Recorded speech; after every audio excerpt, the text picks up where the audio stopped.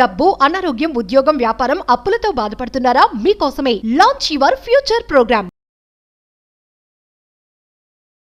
నమస్తే, welcome back to Suman TV. Present మనతో పాటు ఉన్నారు 24 ఇయర్స్ నుంచి అమెరికాలో ఉంటున్నటువంటి ఎంఎన్సీ ఎగ్జిక్యూటివ్ వీరభద్రరావు గారు. సార్తో మాట్లాడదాం.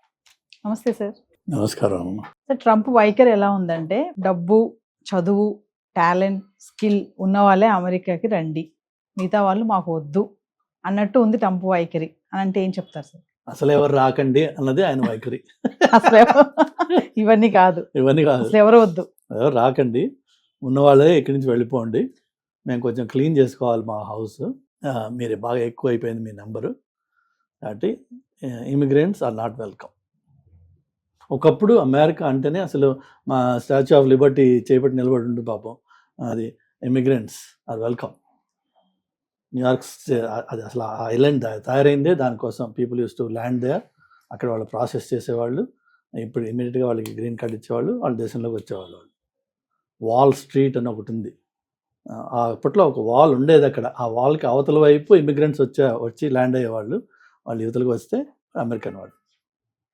Okay, so America is a land of immigrants అంటాం. అది గత 100 ఏళ్ళుగా వచ్చిన కల్చర్ అది.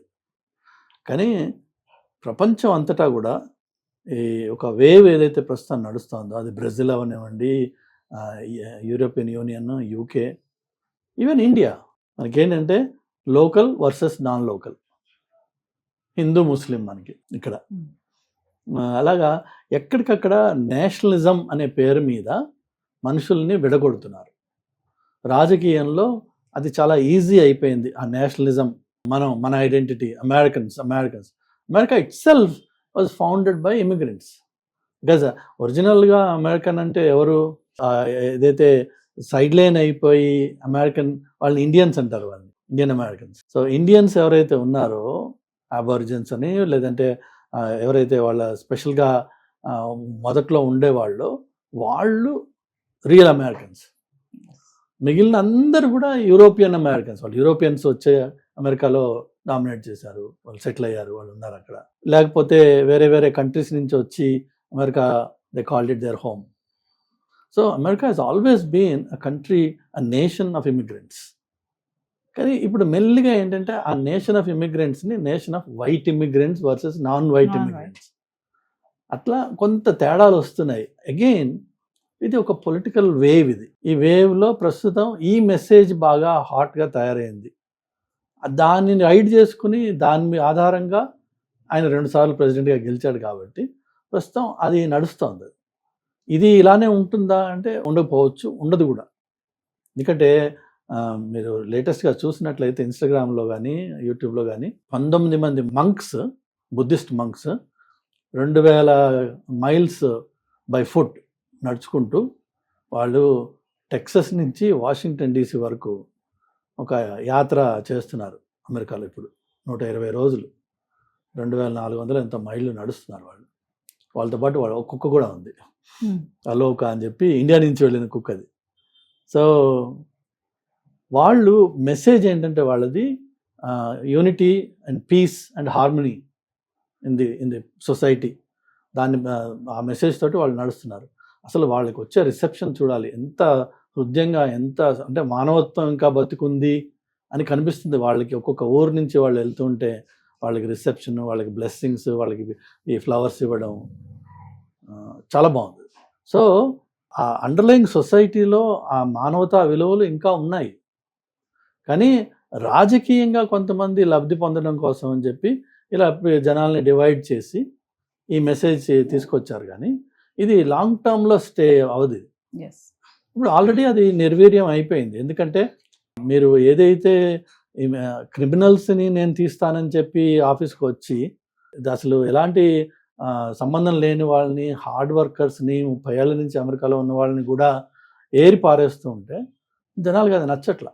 కాబట్టి మళ్ళీ కొంచెం సెన్స్ వస్తుంది వెనక్కి, but it will take time. ఏది కూడా రాత్రి మారదు. ఫైనల్ ఇంక ట్రంప్ ఇది లాస్ట్ టర్మ్ కాబట్టి ఒక మార్క్గా ఉండిపోవాలి నేను అనే ఒక ఆలోచనతోటే ఇలా వెళ్తున్నాడు ముందుకు అని అనుకోవచ్చు అంటారా? అంటే ఇవి అన్ని ఐడియాలు ఆయన సొంతానికి కాదు. Trump is not a genius. Okay, అతను ఈజ్ అ బిజినెస్ మ్యాన్. ఈ పాలిటిక్స్, ఈ మెసేజింగ్ ఇదంతా నడిపేది there is a separate entity, separate group of people. Project 2025 అని ఏదైతే రాశారో అది వాళ్ళ విజన్ అది. సో దాంట్లో చాలా విషయాలు వాళ్ళు ఇంప్లిమెంట్ చేయడానికి ప్రయత్నం చేస్తారు. అఫ్ కోర్స్ ఇది లాస్ట్ టర్మ్ అని ఏ ప్రెసిడెంట్ అయినా 2 టర్మ్స్ ఉండొచ్చు. అది కూడా కొంత కామెడీ చేస్తుంటారు మధ్య మధ్యలో. నో, ఆయన 3వ టర్మ్ కూడా ఫైట్ చేస్తాడని. But that's not possible. Again constitution. So 3rd term ఆయన రాకపోయినా ఎవరైతే వారసుడిగా వస్తున్నాడో ఆ వారసుడు రాత్రికి రాత్రి ఈ మెసేజ్ని మార్చలేడు. సో ఈ ప్రవాహం కొంచెం ఇలానే నడుస్తుంది. Probably another 4 years or another 8 years. ఒకవేళ నెక్స్ట్ వాడు వాళ్ళ పార్టీ నుంచి విన్ అయితే, కాదు వాళ్ళ పార్టీ ఘోరంగా ఓడిపోయింది అనుకుందాం, అంటే ఈ మెసేజెస్ జనాలు అసహ్యంగా వాళ్ళు రిజెక్ట్ చేశారు, అప్పుడు కొంత తేడా వస్తుంది. ఏదైనా సరే మీరు ఒక ఓడని యూటర్న్ చేయాలంటే అది కొన్ని మైళ్ళు వెళ్తే తప్ప యూటర్న్ కాదు. ఈ అమెరికా కూడా ఒక పెద్ద ఓడ, చాలా పెద్ద కంట్రీ అది. సో అలానే జనాల సెంటిమెంట్ కూడా రాత్రికి రాత్రి ఇలా మారిపోదు మీకు. సో ఈ 4 years ఇదే వెదర్ వాతావరణం ఇలానే గడిచినా ఆ తర్వాత ఇంకొక 4 yearsలో కొంత టెంపరేచర్ తగ్గుతుంది తప్ప మళ్ళీ అయిపోయింది అంతా, చలో పోదండి అమలాపురం టు అమెరికా అని చెప్పి లేదు అది. అందుకనే నేను చెప్పేది ఏంటంటే ప్రస్తుతం ఇమ్మిగ్రేషన్ సీజన్ ఆర్ సెకండ్ ఈరా ఏదైతే 2000 నుంచి 2025 వరకు అయ్యిందో అది ఎండ్ అయిపోయింది. సో దయచేసి మీ ఆడియన్స్కి నా సలహా ఏంటంటే అమెరికా ఏదో మన పక్కన ఊర్లాగా బస్ టికెట్ కొనుక్కుని వెళ్ళిపోయే రోజులు పోయినాయి. వెళ్ళినా అక్కడ నువ్వు బతికే రోజులు పోయినాయి.